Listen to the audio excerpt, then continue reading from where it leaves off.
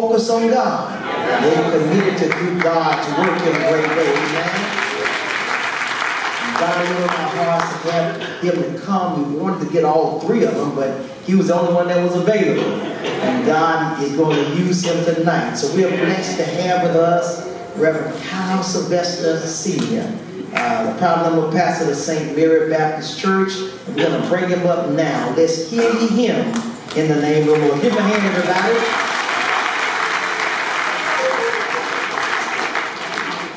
Make you laugh. I never heard you preach. But the Lord said, bring it. And if God said, bring it, God heard him preach. Amen. Amen. And all of God's children said amen. Amen. It's good to be in God's house once more again. Amen. Pastor, I'm going to be honest with you. I was there sitting and I was reflecting and I'm like, we in a dilemma. Well, what dilemma are we in, you ask? I said, well, they don't know me and I don't know them. Amen. Number one, amen, I don't know if they're going to say amen and they don't even know if I can preach. Amen. So we just got a dilemma here. Amen. But with the help of the Holy Spirit, amen, there is a word from the Lord. Amen. Amen. Amen. I want to thank Pastor Jackson, amen, the host pastor, on this week, amen, for his hospitality. Thank you so much, Pastor, amen, for your kindness and your generous acts, amen. The Mount Hermon family. Also, I want to thank Pastor Woods, amen, for just, going out on faith, amen, and asking me to preach, amen. And I thank God for being here. Now, I know I didn't say first giving honor to God, the head of my life, but I'm here to tell you, amen, I shouldn't even have to tell you that, amen, praise the Lord. Amen. He is the head of my life, and I'm sure he's the head of many of y'all's lives as well. Amen. I want to do something real quick before I begin the sermonic presentation. I'm going to ask St. Mary family to please stand at this time. St. Mary, amen. I have some that came, Pastor. Amen. Amen. I want my wife and children to remain standing. Amen. Amen. Amen. Amen. Pastor Jackson, when the Lord said to be fruitful and multiply, I took him serious. Amen. Praise the Lord. Amen. Amen. I want my beautiful wife to stand again. Amen. She sat down. Amen. I want y'all to know who she is. That's my sweet thing. Amen. My beautiful wife, Chantel. Amen.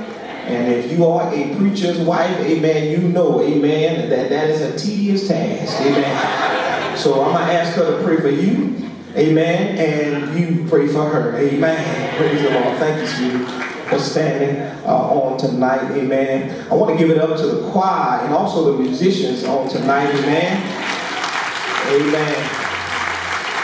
Amen. I'm not going to lie, I'm one of those preachers, I like when that bass hits you in the gut, amen. Amen.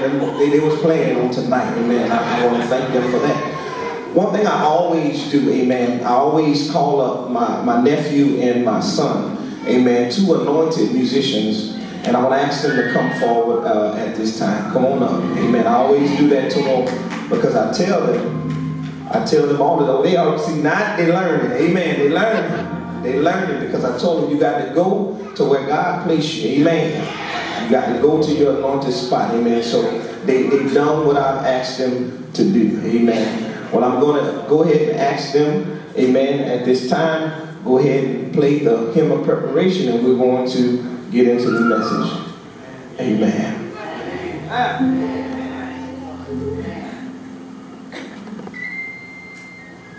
Amen. He in football, so all his fingers look like he hurt him. Amen. Praise the Lord. Amen. Give him a chance.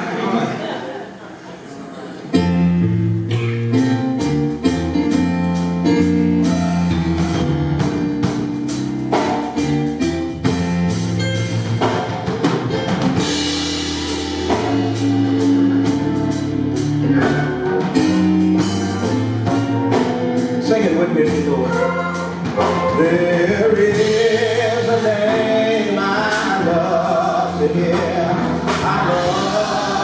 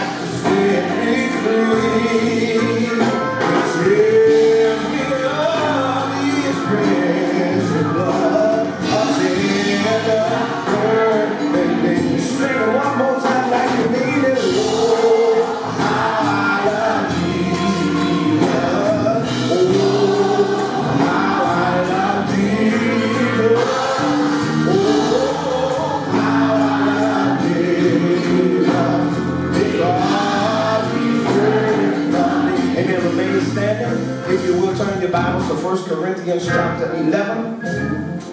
1 Corinthians chapter 11, verse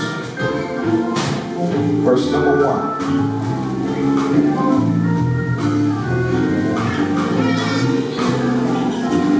1 Corinthians chapter 11, verse number 1.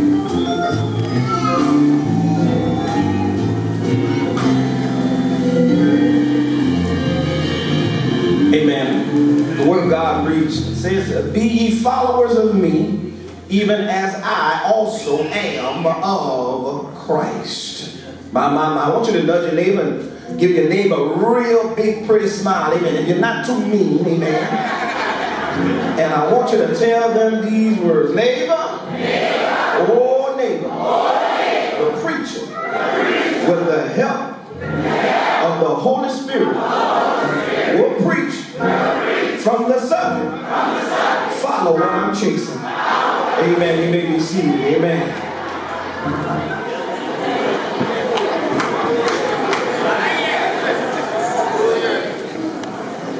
Mama, here we have the first letter to the church of Corinth that Apostle Paul shared.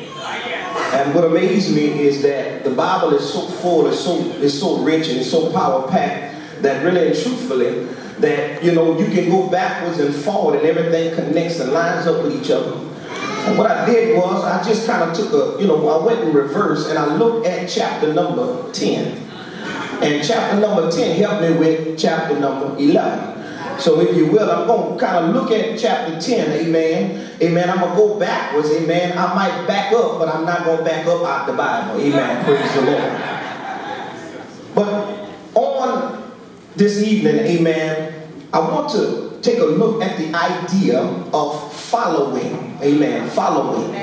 Here you have Paul, he's sharing with them to follow him as he follows Christ. When you do a study of that word follow, really, it comes down to be defined as to imitate. To look upon and repeat what you see. Oh my God. I love what God gave me when he gave me that. But he says it's imitate, right? Or follow. Now, when you look at that whole idea of imitate, really, we can think about children. Children, when they see us, or when they see adults, or when they see their big brother, or when they see their big sister, they want to do what they see. Right? They want to be like big brother. They want to be like big sister. Amen. And us preachers, amen, we can't, sit back and act like it. There's some preachers, we look at them, I want to be like you too. But anyway, when you look at that whole idea of imitating, it's doing what you see. But you see, it's a process, because when you start to imitate doing what you see, you're going to get in the habit of doing it over and over and over and over again. So you move from imitating to radiating. I'm going somewhere with this. Now, radiating, really what it is being in a habit of doing what you see. See, what you're seeing has now become a part of you, and now when people look at you, guess what? They'll say that's what you are known for. That's why Mama used to tell us, watch who you hang with. It says imitate, but then after you imitate, you're going to begin to radiate. But one thing I realized is that after you begin to radiate, you're going to begin to initiate. Okay, Pastor, what do you mean? See, now you're going to be able now to initiate, because now folk going to start looking at you and they're going to want to do what you're doing. Okay, Pastor, why you said all that? Because, see, when you imitate, radiate, and initiate, you can either imitate, radiate, or initiate good or bad. Oh, Jesus. That's an old song, it goes, is God satisfied with me? Because when we look at what we're putting out and what we're showing the world, is it something that the world should follow? What messed me up is chapter 10, Paul shared with them some things about what the children of Israel had done. And all Paul was letting letting them know is, how many of you know that you can learn a lot from, from folk as to what not to do? Paul told them about them stiff-necked children of Israel. Well, what did Paul tell them? He told them not to do 5 things. Now, there's more things than that, but these were things that they mentioned in the text. He said, don't lust, don't idolize, don't fornicate, don't tempt the Lord, and don't complain.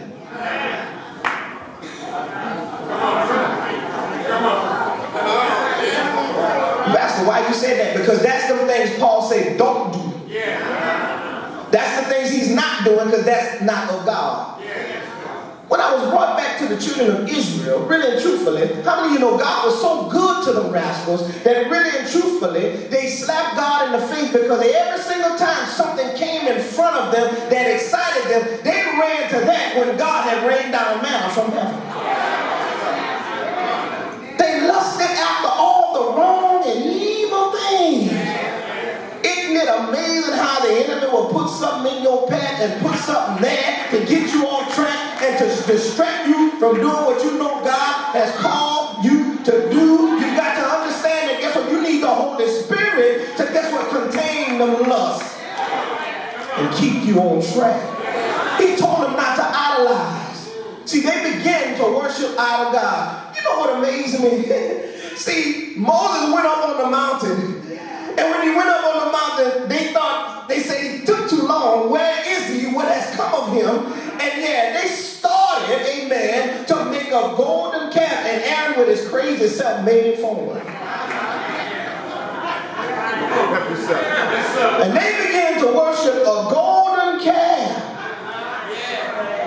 Something that don't move, something that can't breathe, and something that ain't done nothing for them, just to say, us got a church now. Oh, I'm sorry, I'm my bad.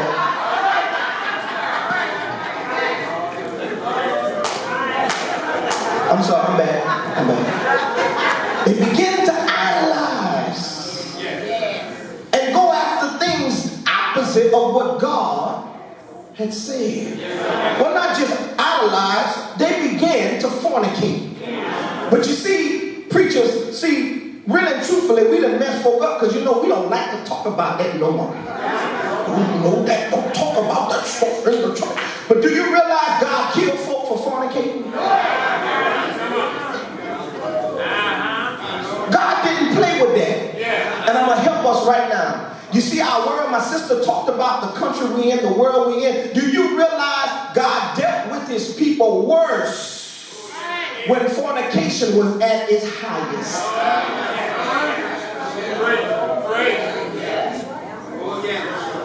Rearranging what marriage is.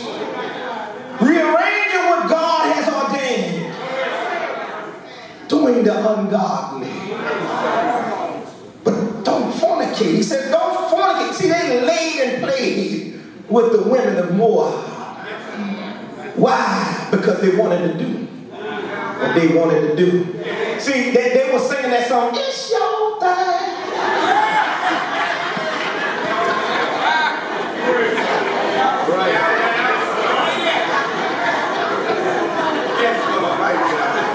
But if you are sure enough believer, you know it ain't yours. You are a purchased possession. You ought to be consecrated and holy and set apart.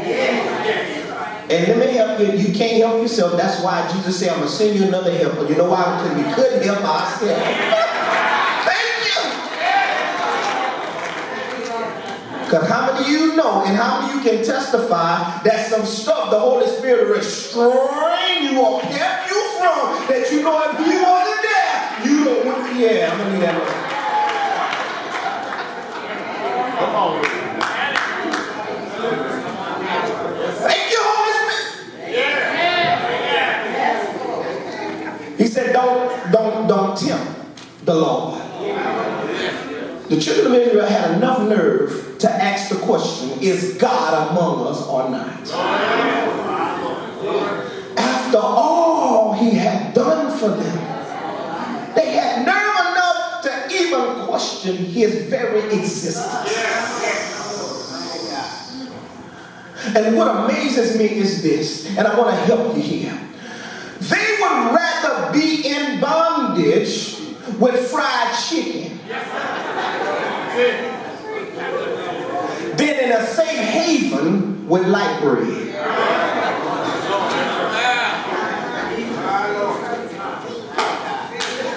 Want some meat?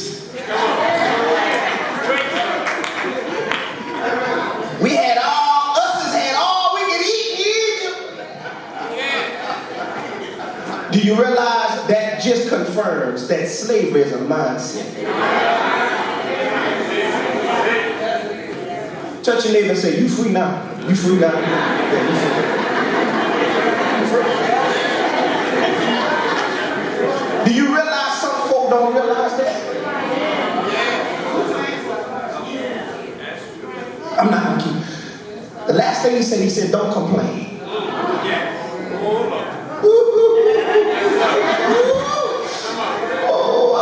I'm kind of led to believe that, the children of Israel had some of us in them. Amen. Praise the Lord.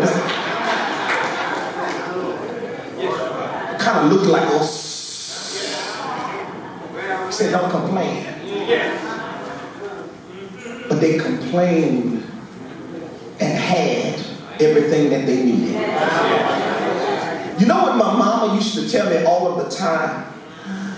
See, there were times when there was things in the refrigerator that I really didn't want. It's not that I didn't have something to eat. It's not that I wasn't provided for. It's just that what I had at my disposal wasn't what I wanted. And I had nerve enough to hang my lip. And my mama was a smooth operator. My mama could tell you something, hit you in the gut, and they had to tell you nothing. They had to touch you. She said, Kyle, you're crying with a loaf of bread under your arm. What she was saying was, Kyle, you got everything you need. Quit crying for what you feel you don't have. Paul says, follow me as I follow Christ. Now I'm almost done. Y'all might not think so, but I'm almost done. Amen. Praise the Lord. Well, Pastor, what do you want to let me know as it relates to following God? I'm so glad you asked me that. There's three things. Now, it's more than three things, but these are three things that you've got to remember to do as a follower of Christ. Now, here's the thing. You've got to understand. When you become a follower of Christ, then someone will actually, whether you like it or not, be a follower of you in a sense to where you become one that is a model for them. Especially your children. Ooh, Jesus. What is it, Pastor? Well, there's three things that Jesus did that we ought to do, that I know Paul did, because Jesus did. What are they, Pastor? I'm going to give them to you, then I'm going to break it down. The first thing Jesus did is loved. The second thing I'm going to share with you is that he served. And the third thing I'm going to share with you is that Jesus himself even followed. All right, Pastor. Prove your point. I will. Amen. Just come with me. Galatians 2:20 says this. I have been crucified with Christ. It is no longer I who live, but Christ lives in me. And the life which I now live in the flesh, I live by faith in the Son of God, who loved me and gave himself for me. Ooh, Jesus. He loved. But what I want to share something with you is this. There's two things about love. Number one, love is a choice. Number two, love don't cost you something. My sister said she like to feel love and she want to feel. Yeah, you know, it's good when you feel when somebody say they love you. Amen. Because love comes at a cost. But preacher, where you get that from? He didn't just say he loved us. He gave himself for us. It cost him something. Can I help you? Loving folk don't cost you something. Loving people will cost you something. And I got to help somebody in here. Thank you, Holy Spirit. Loving others will, I'm going to help somebody in here, will bring heartache and pain. It's going to cost you some nights where you feel brokenhearted, and you feel betrayed, you feel like, why did they do it to me when all I've done for them? And Jesus had to remind me, God, you said that about them, bruh, but guess what? Do you remember that, guess what? I didn't just love you because you was all that, bruh. I loved you while you was yet a sinner.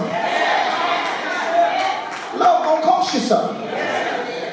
Love is a sacrifice. And love is a choice. I want to help y'all in here today. Amen. Praise the Lord. When you look at love, you got to understand this one thing. Love is a choice. And you got to choose to love people even when they can't stand your guts.